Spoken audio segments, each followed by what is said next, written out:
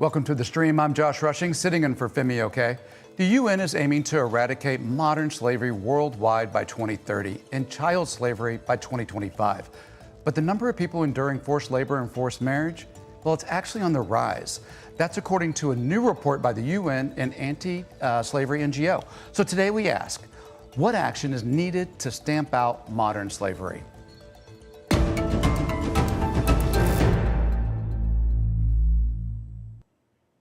Joining us to discuss from New York, we have Grace Forrest. She's the founding director of Walk Free, the NGO that worked with the UN on the new report. Also in New York at the moment is Sophie Otiende. She is the founder of Azadi, an organization that supports survivors of trafficking. She's also the CEO at the Global Fund to End Modern Slavery.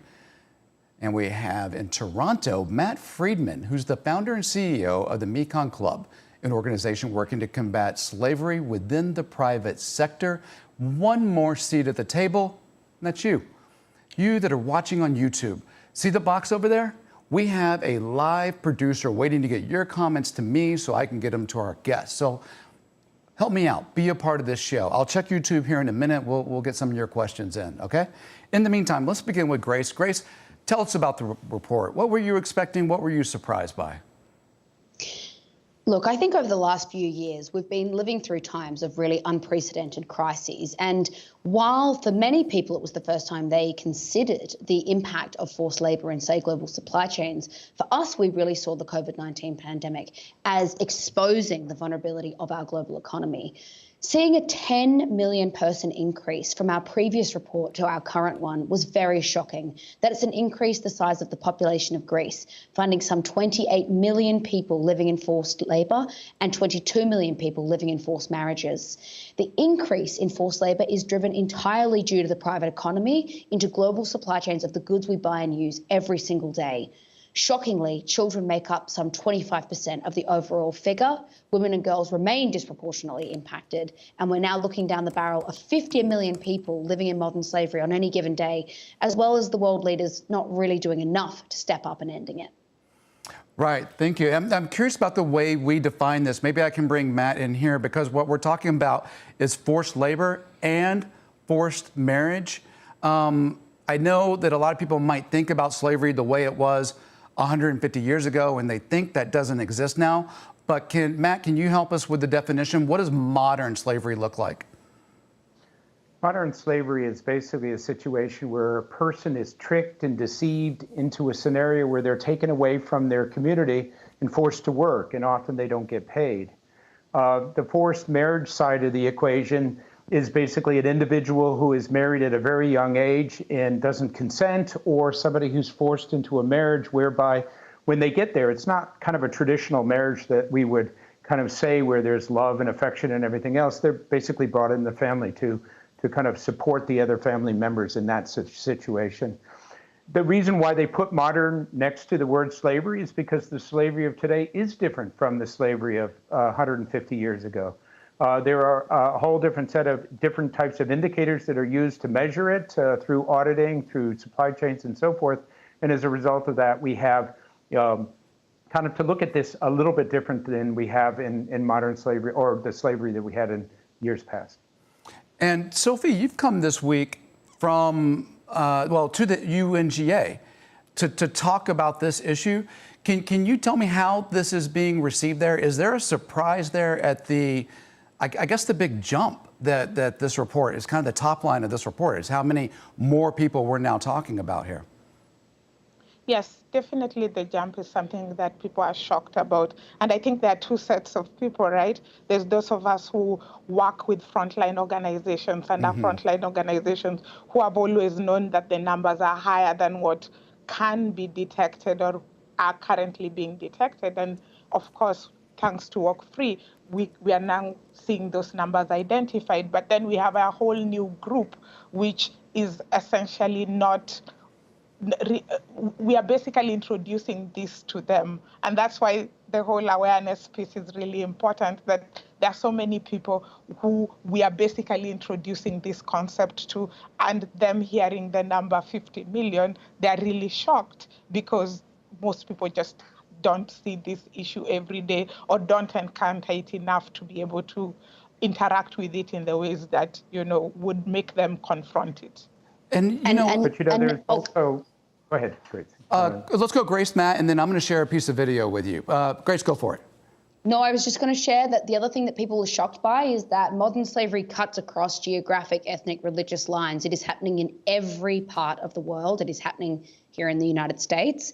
It literally is something that is a truly global issue with vulnerability that actually sits with over 50% of forced labor cases happening in middle to high income countries. So the misconception that it can happen over there, not that there is any such thing as an over there in a globalized world, is completely false. This is happening in every corner of the globe and is deeply underpinning our global economy.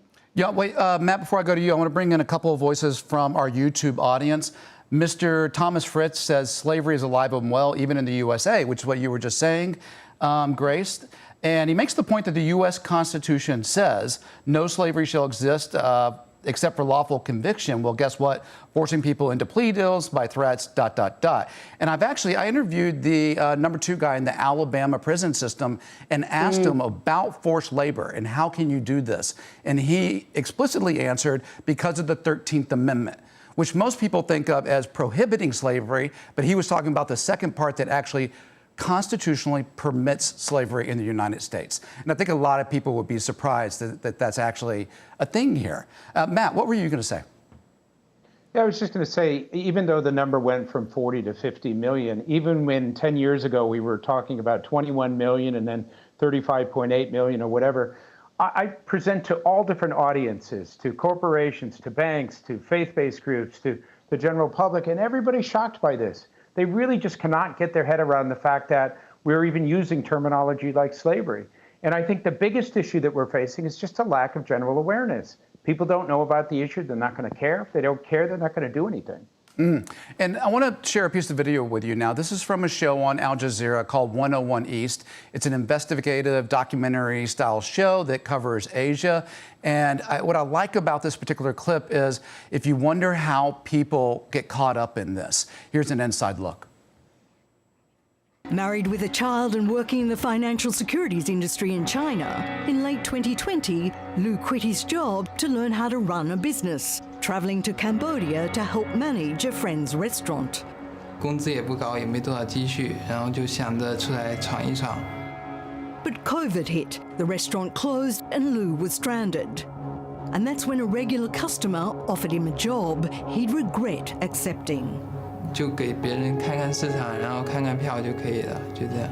然后每个月1万多吧，然后到时候2个月左右就可以回国了。 But on arriving at the company, he discovered he'd been sold to a scam syndicate. Just a couple more voices from our YouTube audience, because I want these guys to keep contributing. This says this channel is from Qatar and covers modern slavery. Are you guys aren't you ashamed to be covering this topic? Well, no, we're not. Qatar's had issues with this. Interesting from Qatar. Yeah, they're certainly trying to face Qatar. that. Absolutely. Let's talk about Qatar. And I want to ask you, Grace, one, yes, talk about Qatar. Two, though, I'm wondering, what do you attribute the jump to? Why are the numbers bigger now than 5 years ago?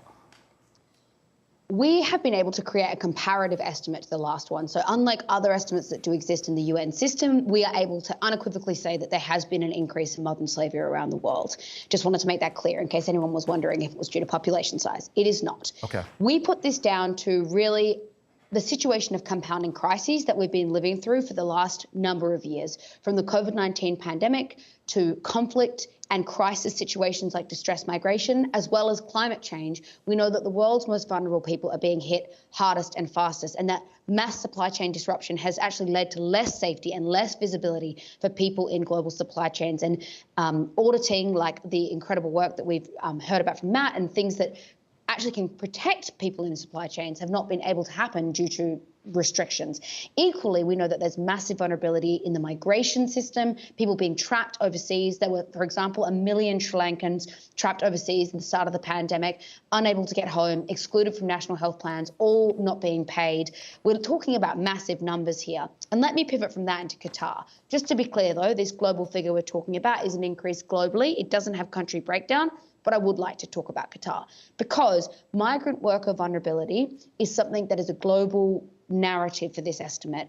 Migrant workers are 3 times more likely to experience forced labour than non-migrant workers, despite the fact they only represent 5% of the global workforce. That was the story we just saw, as you showed on here. Migrant workers less able to be protected, often having their passports removed, creating further situations of vulnerability, making it harder for people to leave. And, you know, it is good that we talk about Qatar because the FIFA World Cup is happening this year, and that stadium has been built using forced labour. Now, Qatar has introduced laws in this time that can protect migrant workers and are now some of the strongest laws within the region. But it's important to note that those laws are there for very, very strong reason and for a very high level of migrant worker vulnerability and modern slavery vulnerability. Yeah, Can I just talk a little bit about the video that you put up there? Oh, sorry, Sophie, go ahead. I tell you what, Matt, since you're already going, why don't you take it, and then Sophie will come to you next, okay? Go for it, Matt. Yeah. So that video is showing a new type of human trafficking that we hadn't had much exposure to. For the last 6 months, about 30% of my time is focused on this. So kind of young, educated people from Taiwan, Hong Kong, China, Malaysia, Singapore are being tricked and deceived into going to Cambodia. When they get there, they think they have a good casino job that's going to pay them $3,000, $4,000 a month. But what happens instead is they're put into these scam centers where for 14 hours they have to sit in front of a computer and basically scam people out of their money. If they don't, they get beaten, they get tortured, they get tasered.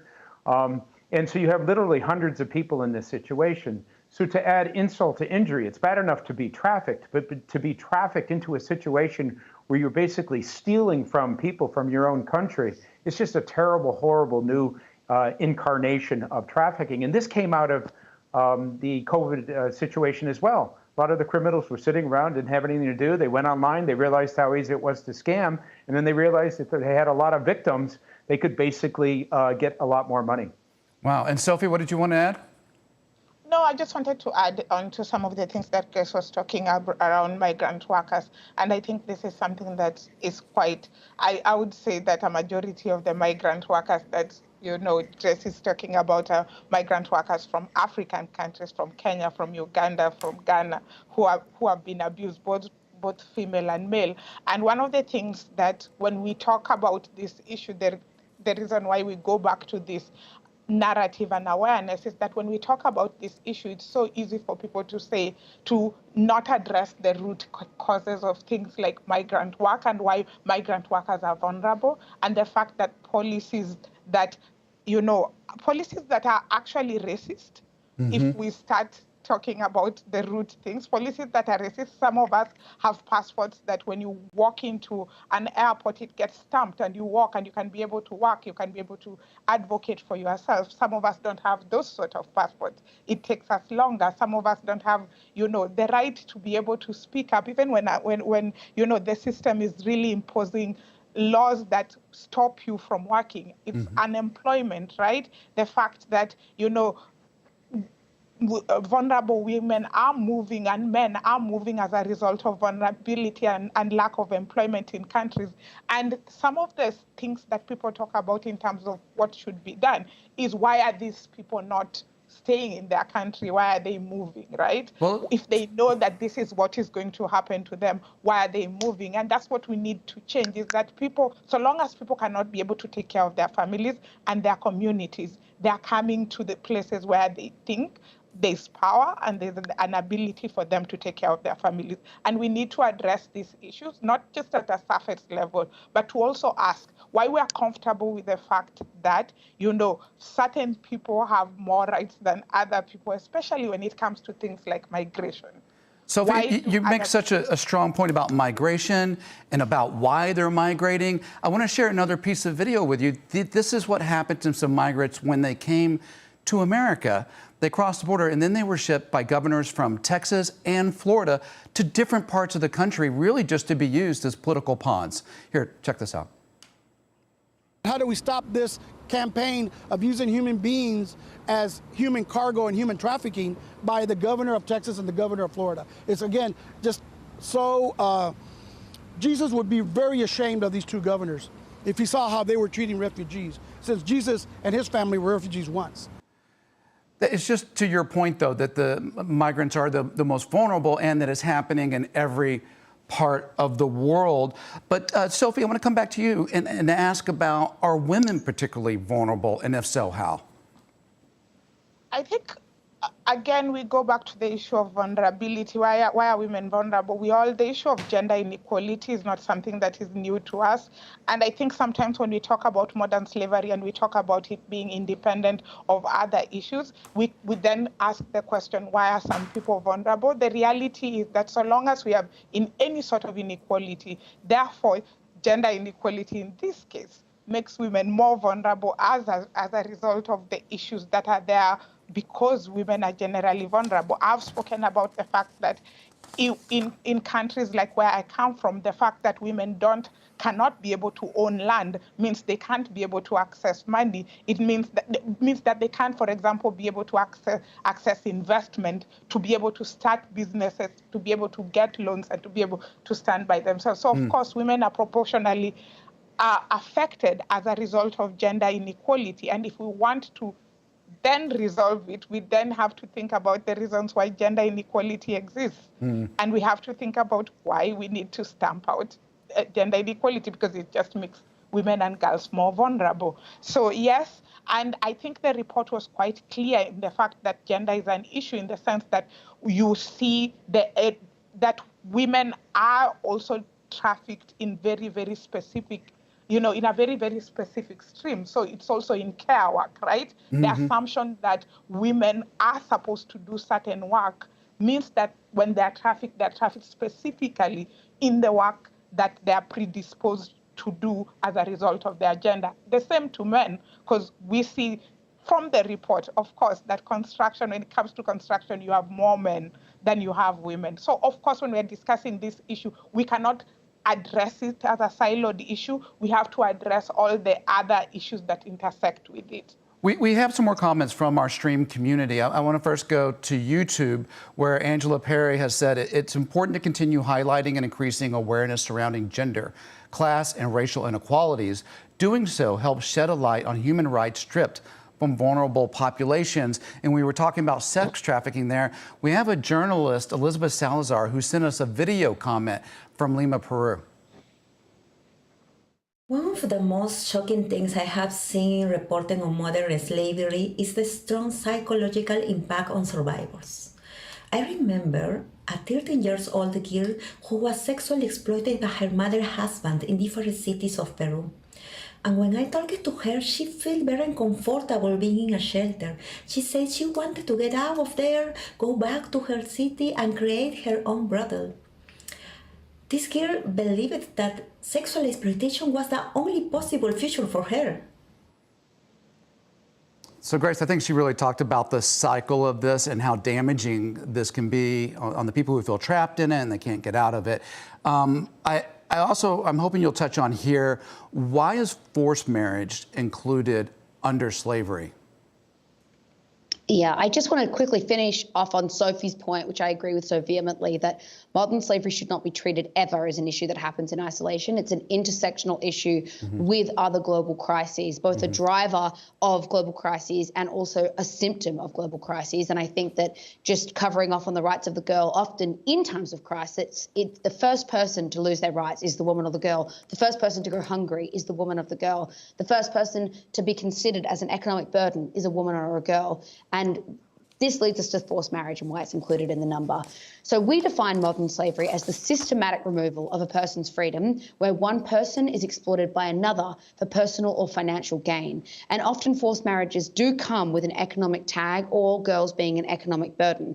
We are counting a very narrow definition of forced marriage in this estimate. We're counting people who did not consent regardless of age. But if you counted all child marriages as forced, which are technically the case under international law, this figure would be in its hundreds of millions. So it is about someone being unable to leave or unable to give consent to a situation, and often this is very important to note, there is a strong intersection between forced marriage and forced labour. People who are forced into marriage are exceedingly more vulnerable to other types of forced labour, both within the home, in the care economy, or even within a supply chain. And it's important to note that for this estimate, while women and girls are overrepresented in the figures for commercial sex trafficking and also in forced marriages, that actually a third of our figures find that men and boys are being forced into marriages as well, in some cases for a family to receive help from a female worker, the boy also losing their rights in the process. So it's like a compounded exploitation.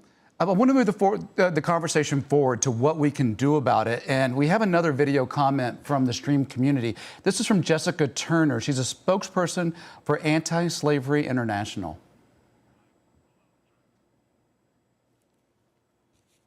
There are many different forms of modern slavery, including forced marriage, human trafficking, and forced labour. So the signs of slavery might vary by context. However, there are some common things that we can all look out for to help spot the signs of slavery. These might be people who are reluctant to speak to authorities, who seem to be in fear, who are afraid to talk to strangers, have very few personal belongings, and are unable or seem unable to move freely. We urgently need laws around the world so that we can make it not only easier to spot the signs of modern slavery, but to prevent it happening in the first place. So she's given us some things to look out for there. But Matt, what can be done about this? Well, it's kind of interesting what she just said. As part of this tour, I always have often women come up to me and say, you know, I was in that airport, or I was in that train station, or in that bus station, and I saw this situation where it just didn't seem right. The guy was with a girl. She was didn't look like she was a part of the family. It didn't look like they had any kind of chemistry or association. And as a parent, I felt like I really wanted to do something. And so this kind of statement sometimes comes up 5, 6 years later. They remember this because they have that gut feeling that something's happening. What is needed is for us to train people on these signs, to help them to understand that there are certain characteristics in a situation that helps us to know that perhaps what we're seeing is inappropriate and it has to be done. And then based on that, to help people to know that there are hotlines, the Polaris hotline, for example, in North America, that allows for people to call in and give information. If you can't if you don't have that particular number, another thing that you can do is to just call 911 or go and talk to the authorities. This may be the only time that person has the possibility of somebody seeing and interacting because they're out in the public for a period of time. But we really do need to sensitize the general public to the fact that these indicators are there and they tell us that perhaps something bad is happening. So Matt, you're talking about awareness and what can happen on an individual level. Grace, will you touch on systemically some of the bigger systems? Yes. Are we looking to the UN, to governments, to businesses? I definitely will. And I just want to add to that comment that often people who are in situations of migrant worker abuse are unable to call the police, and that works in their favor. They're unable to reach out to authorities. So we need to acknowledge that on here. And yes, let's talk about systems change, because the reality is modern slavery, as we said, doesn't happen in isolation to any other of the major global challenges that we face, but it also doesn't happen in isolation to historical slavery. There is a connection to historical slavery and modern slavery, and that connection sits as persisting structural inequality within our global economy. So industries of historical slavery like sugar, tobacco, cotton are all industries of high risk for us today. That's not an accident.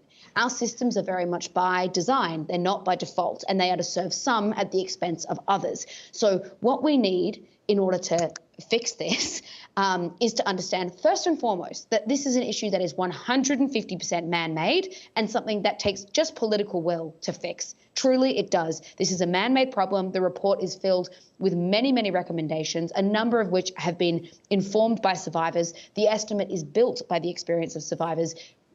Survivors have the ultimate answers to how to fix these challenges. We have all the answers. We just need political will to do it. So from a forced labor perspective, I'd say my one recommendation is that we need the G20, the world's most powerful nations responsible for 80% of the world's trade, to ensure that there's legislation to protect people at every level of our supply chains. Because if we are building our empires off the exploitation of others while calling ourselves fair nations, it's complete propaganda and unrealistic. We need to ensure that we're not exploiting people in order to serve ourselves good. And Grace, when it comes to forced marriage, we Grace, need highly contextualized we're wrapping up the answers show led by here. communities. What I want to do, though, is I want to tweet out the report later today. That's at Josh Rushing. We'll get the stream to tweet it out as well. I want to thank all my guests for being here. It's such an important issue, and for our audience for participating. Thank you so much.